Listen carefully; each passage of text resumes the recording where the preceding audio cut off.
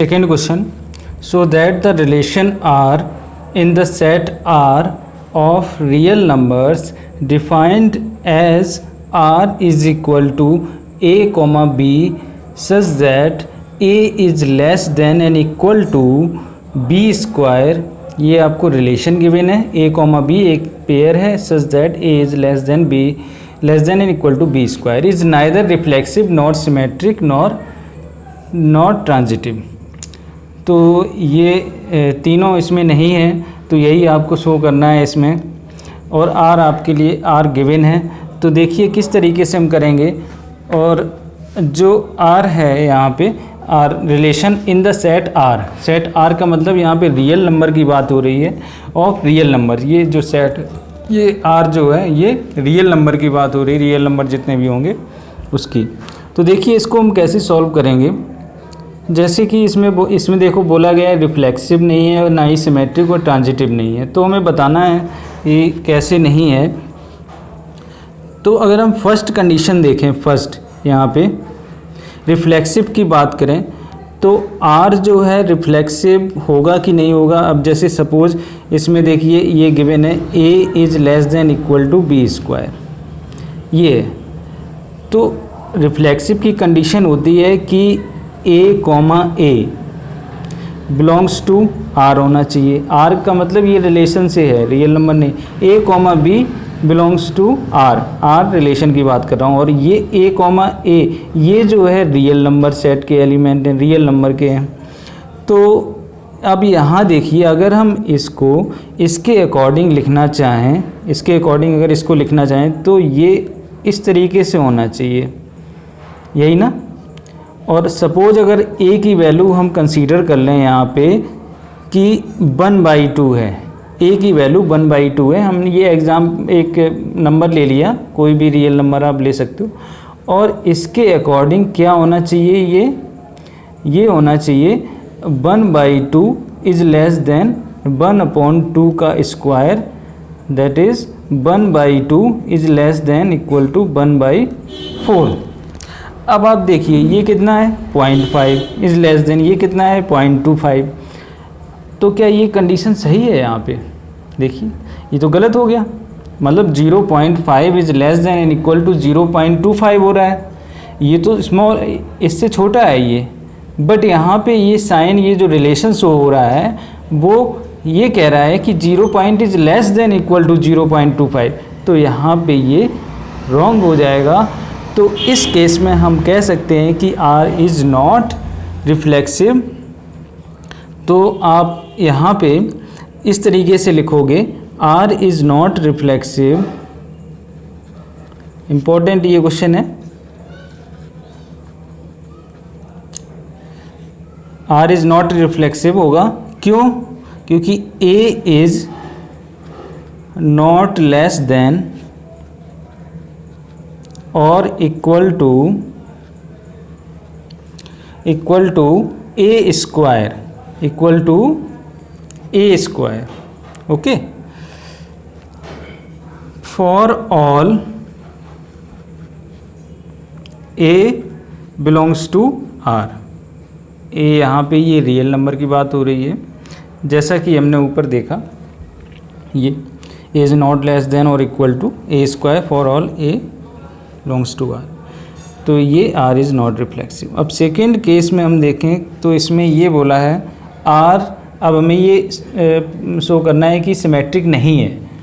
तो सिमेट्रिक नहीं है तो अगर हम यहाँ पे देखें, अगर हम ए और बी की सिमेट्रिक कंडीशन होती क्या है कि a comma b belongs to R, ये होना चाहिए. इसके बाद आपका B comma a belongs to R होना चाहिए. आर मतलब रिलेशन की बात हो रही है, आर में आपका ये पेयर जाना चाहिए रिलेशन में.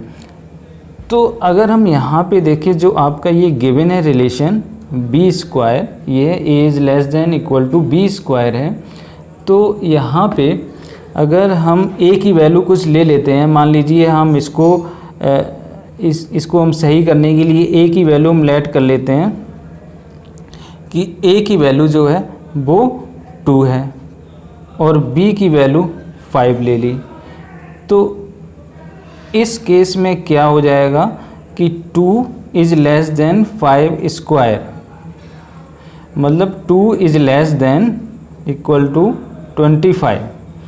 तो यहाँ पे तो ये कंडीशन सही हो रही है, बट यहाँ पे अगर हम देखें तो नेक्स्ट कंडीशन में b कॉमा ए, इसके अकॉर्डिंग तो ये सही है, a comma b belongs to r। But next condition जब हम ले रहे हैं नेक्स्ट केस में b comma a belongs to r, तो इस केस में हमें इसको इस तरीके से लिखना पड़ेगा b is less than and equal to a square होगा, यही ना। तो b की वैल्यू हम 5 और यहाँ पे हम 2 स्क्वायर, तो ये हो जाएगा 5 is less than equal to 4। अब यहाँ पे ये रॉन्ग कंडीशन हो जा रही है। कहने का मतलब a कॉमा बी में तो ये ठीक है, मतलब फॉलो हो रहा है, सही है, लेकिन बट b कॉमा ए में नहीं हो रहा है। तो इसलिए यहाँ पे क्या हो जाएगा, r is not symmetric. Okay, आप इसके अलावा और कोई भी वैल्यू a और b की ले सकते हो। यहाँ पे आप इस तरीके से वैल्यू लोगे कि ये वाला केस आपका सही होना चाहिए फर्स्ट वाला, उसके बाद सेकेंड केस में इसके अकॉर्डिंग ही ये वाला सही होना चाहिए। उन्हीं वैल्यू को पुट करके देखोगे, अगर सही हो जाता है तो सिमेट्रिक है, अदरवाइज़ नहीं हो रहा है सिमेट्रिक। तो यहाँ पे हमने इसको किया सॉल्व, तो यहाँ सिमेट्रिक नहीं था, r इज़ नॉट सिमेट्रिक। तो थर्ड केस में अगर हम बात करें तो थर्ड केस में ये है ट्रांजिटिव की बात हो रही है, means a comma b belongs to r, then b comma c belongs to r, then a comma c belongs to r। यही तो होती सिमेट्रिक की सॉरी ट्रांजिटिव की। तो इसके अकॉर्डिंग अगर लिखा जाए इसको, तो ये हो जाएगा a is less than equal to B square. Okay, और इसके अकॉर्डिंग लिखा जाए तो ये हो जाएगा b is less than equal to c square. Then इसके अकॉर्डिंग लिखेंगे तो a is less than equal to c square. ठीक, तो इन तीनों के अकॉर्डिंग हमने ये लिख दिए, क्या मतलब रिलेशन जो जिस तरीके से बन रहा था ये हमने लिख दिया। अब हम इनकी वैल्यू लेट कर लेते हैं। जैसे सपोज हम यहाँ पे लेट कर लेते हैं वैल्यू, तो a की वैल्यू हम इस तरीके से लेते हैं कि यहाँ पे सही होनी चाहिए वैल्यू। यहाँ पे a मान लेते हैं, a इज़ इक्वल टू आप ले लो, यहाँ पे हम 2 ले लेते हैं। a की वैल्यू हम 2 यहाँ पे, या तो आप इस तरह ले लो, यही ले लेते हैं। चलो a की वैल्यू 2 ले ली है ना, और b की वैल्यू कितनी ले ली, 5 ले ली। तो इसमें तो हो जाएगा, जैसे यहाँ पे हम देखेंगे a is less than equal to B square, मतलब 2 इज़ लेस देन 5 स्क्वायर, मतलब 2 इज़ लेस देन 5 स्क्वायर, मतलब ये सही हो रहा है। 5 स्क्वायर यहाँ 25 लिख दिए, सॉरी 5 का स्क्वायर 25, तो ये सही है, 2 is less than equal to 25 हो गया। लेकिन बट अगर हम इसमें देखें b is less than equal to c square, तो b की वैल्यू हम क्या यहाँ लिखेंगे 5, तो c की वैल्यू यहाँ पे कुछ और लिखनी पड़ेगी। तो c की वैल्यू हम यहाँ पे 7 ले लेते हैं। ठीक, 7 स्क्वायर मतलब 5 इज़ लेस देन 49 हो जाएगा ये, तो यहाँ भी ठीक है। अब उसके बाद हम यहाँ पे बात करते हैं a is less than equal to c square, a is less than equal to c square, तो a की वैल्यू आपकी 2 है and less than 7 square, 2 is less than equal to ये हो जाएगी आपकी 49। यहाँ भी सही हो रही है, बट जो है इस केस में जैसे हमने ये ले लिया तो इसमें कोइंसिडेंटली सही हो गई वैल्यू। बट जो है अगर हम और कोई वैल्यू लेते हैं और कोई वैल्यू लेके और देखते हैं, इसमें तो ये हो रहा है ट्रांजिटिव। बट जो है दूसरी वैल्यू अगर हम लेते हैं a की वैल्यू हम ले लें,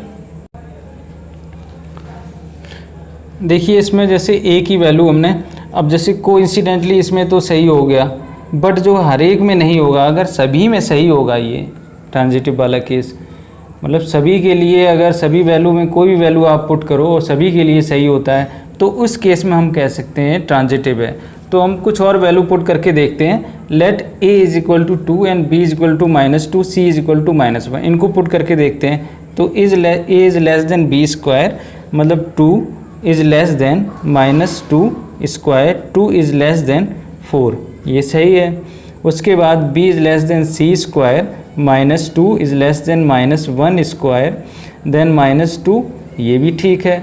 लेकिन अब इसमें हम देखते हैं a is less than c square, then a आपका 2 है less than -1 square, then 2 is less than 1। तो यहाँ पे ये कंडीशन गलत हो जा रही है, मतलब ये थर्ड केस में ये रॉन्ग हो जा रहा है। तो इसलिए यहाँ पे ट्रांजिटिव नहीं, ये r जो है r इज़ नॉट ट्रांजिटिव, हम लिख सकते हैं r इज़ नॉट ट्रांजिटिव। सभी वैल्यूज़ के लिए जो है ये ट्रांजिटिव होना चाहिए था, बट हमने ये वैल्यू पुट करी तो इसके अकॉर्डिंग तो ये हो गया, बट जो है हमने ये वैल्यू पुट की तो इसके अकॉर्डिंग नहीं हुआ है। तो इसका मतलब कि ये आगे और भी वैल्यू अगर कुछ पुट की जाएंगी तो कुछ में हो सकता है, कुछ में नहीं। तो अगर किसी एक में भी नहीं हो रहा है तो इसका मतलब है वो ट्रांजिटिव रिलेशन नहीं है। तो यहाँ पे हम कह सकते हैं कि r is not reflexive, not symmetric and not transitive. Okay, इसके बाद हम नेक्स्ट थर्ड क्वेश्चन सॉल्व करते हैं। देखिए थर्ड क्वेश्चन में, check whether the relation R defined in the set 1, 2, 3, 4, 5, 6। ये आपको एक सेट गिवन है आर a, b। रिलेशन में आपको पेयर जो बनाना है a, b का बनाना है, such that b is equal to a+1, मतलब b is equal to a+1 होना चाहिए। ये चेक करना है कि रिफ्लेक्सिव, सिमेट्रिक और ट्रांजिटिव है कि नहीं है। तो हम यहाँ इसके अकॉर्डिंग अगर हम r को बनाएं तो यहाँ पे पेयर कौन कौन से आ जाएंगे। अब देखिए इसमें जो सेट है ये, अगर हम यहाँ पे इसी सेट का इसी सेट के साथ रिलेशन है तो यहाँ पे जो सेट आएगा वो आ सकता है आपका, अगर हम इसमें 1 पुट करते हैं तो b की वैल्यू कितनी हो जाएगी, b की वैल्यू 2 हो जाएगी। अगर हम यहाँ पे 1 पुट करेंगे इसकी जगह तो ये 1, 2 बन जाएगा। देन 2 पुट करोगे 2, 3 हो जाएगा, 2, 3। उसके बाद 3, जब आप a की वैल्यू तो 3 है लेकिन b की वैल्यू क्या हो जाएगी, 4 हो जाएगी। उसके बाद a कितना है 4, b कितना हो जाएगा 5। उसके बाद 5 a है 5 तो b कितना हो गया 6। अब अगर a की वैल्यू 6 ले रहे हो तो b की वैल्यू 7 हो जा रही है, बट 7 इसमें है नहीं, तो इसलिए अब यहाँ पे ये कंडीशन बन रही है। अब देखिए यहाँ पे रिफ्लेक्सिव का कोई केस बन रहा है, जैसे a बिलोंग्स टू r, 1, 1, 2, 2, 3, 3, इस तरह के इसमें पेयर नहीं बन रहे हैं, कोई भी है आपका, तो ये जो है रिफ्लेक्सिव नहीं होगा, is not reflexive, is not reflexive, does not belongs to R. उसके बाद नेक्स्ट सिमेट्रिक के में देखते हैं, 1, 2, 2, 1 इज़ नॉट हियर, 2, 3, 3, 2 इसमें नहीं है, 3, 4, 4, 3 नहीं है, 4, 5। इसी तरह से हम कह सकते हैं a, b belongs to r but b, a does not belongs to r, so is not symmetric. Okay, अब यहाँ पे देखें ट्रांजिटिव की कंडीशन में 1, 2, 2, 3, ठीक, 1, 3 होना चाहिए, नहीं है। 2, 3, 3, 4, 2, 4 होना चाहिए, नहीं है। तो हम यहाँ पे ये कह सकते हैं कि a, b belongs to r and b, c belongs to r but a, c does not belongs to r, so is not transitive. तो ये जो थर्ड क्वेश्चन में दिया था आपको रिलेशन, ये ना तो आपका रिफ्लेक्सिव है, ना सिमेट्रिक है, ना ट्रांजिटिव है। तो ये थर्ड क्वेश्चन आपका कंप्लीट हो गया। उसके बाद नेक्स्ट फोर्थ क्वेश्चन की बात करें तो so that the relation R in R defined as R is equal to a comma b such that A is less than and equal to B is reflexive and transitive but not symmetric। तो इसमें आपको ये relation given है, R आपको real number की बात हो रही है और R ये रिलेशन की R है, ये दो R बने हुए, एक का मतलब है रियल नंबर, एक का मतलब है relation. Is reflexive and transitive but not symmetric. Reflexive है, ट्रांजिटिव है, लेकिन सिमेट्रिक नहीं है, ये आपको इसमें बताना है। तो देखिए अभी जैसे हमने एक क्वेश्चन किया था a is less than equal to B square वाला एक क्वेश्चन जो था, तो कुछ उसी से मिलता जुलता है। तो चलिए हम इसको करते हैं चेक। देखिए फर्स्ट जैसे रिफ्लेक्सिव की अगर हम बात करें तो रिलेशन आपका ये गिवन है, तो हम ये कह सकते हैं कि अगर हम यहाँ पे रिफ्लेक्सिव के केस में देखें कि जो A है, A is A comma B, A comma A belongs to R होना चाहिए, और आपके में इसमें दिया हुआ है रिलेशन में A is less than equal to B, तो इसके अकॉर्डिंग हमें लिखना पड़ेगा A is less than and equal to A। तो A इज़ इक्वल टू, तो A ट्रू हो जाएगा ना, A ये तो ट्रू हो जाएगा, यहाँ पे कंडीशन ट्रू हो रही है। तो हम कह सकते हैं कि R इज़ रिफ्लेक्सिव, मतलब इसमें जो कंडीशन ये थी वो फॉलो हो रही है, R इज़ रिफ्लेक्सिव। उसके बाद सेकेंड केस में देखें तो R जो है वो सिमेट्रिक, R इज़ नॉट, जैसे हम ये सिमेट्रिक नहीं है, R इज़ नॉट सिमेट्रिक। अब क्यों नहीं है वो चीज़ मैं आपको बता रहा हूँ, जैसे कि A is less than equal to B and B is less than equal to A which is not true. ये नहीं हो सकता, ये तो मान लो आपका A comma B belongs to R होगा, लेकिन ये कंडीशन नहीं होगी, विच इज़ नॉट ट्रू, ये नहीं होगा। क्योंकि जैसे कि अगर आप यहाँ पे A और B की वैल्यू लेते हो, मान लो ये ले रहे हो 2 is less than 3, but 3 is not less than 2, यहाँ पे हो जाएगा, इसलिए ये सिमेट्रिक नहीं। अब नेक्स्ट केस में अगर हम देखें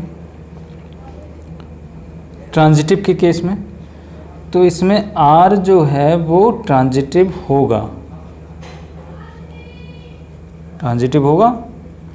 क्यों होगा? If A is less than equal to B and B is less than equal to C, then A is less than equal to C होना चाहिए। देन हम जैसे A और B की अगर हम वैल्यू यहाँ पे लें तो हम ये कह सकते हैं 2 is less than 3, then 3 is less than 4, तो इनके अकॉर्डिंग 2 इज़ लेस देन 4 होना चाहिए, तो है। तो इसका मतलब R जो है ट्रांजिटिव है, यहाँ पे सिमेट्रिक नहीं है, और ये रिफ्लेक्सिव है, रिफ्लेक्सिव है, ट्रांजिटिव है। तो हमने ये आपको सॉल्व करके बता दिया। उसके बाद नेक्स्ट 5th क्वेश्चन सॉल्व करते हैं। चलिए हम 5th क्वेश्चन करते हैं। Check whether the relation R is defined by R A comma B such that A is less than and equal to B cube is reflexive, symmetric और transitive. तो हमें यहाँ पे ये चेक करना है ये रिफ्लेक्सिव, सिमेट्रिक और ट्रांजिटिव है कि नहीं है, तो ये चेक करना है। इसके लिए आप देखिए इसको कैसे करेंगे। तो ये अच्छा क्वेश्चन है, उसी तरह से है जैसे आपने किया था A is less than equal to B square वाला, तो कुछ उसी तरह से है। देखिए हम इसको सॉल्व करते हैं। पहले तो हम रिफ्लेक्सिव चेक करेंगे। तो रिफ्लेक्सिव के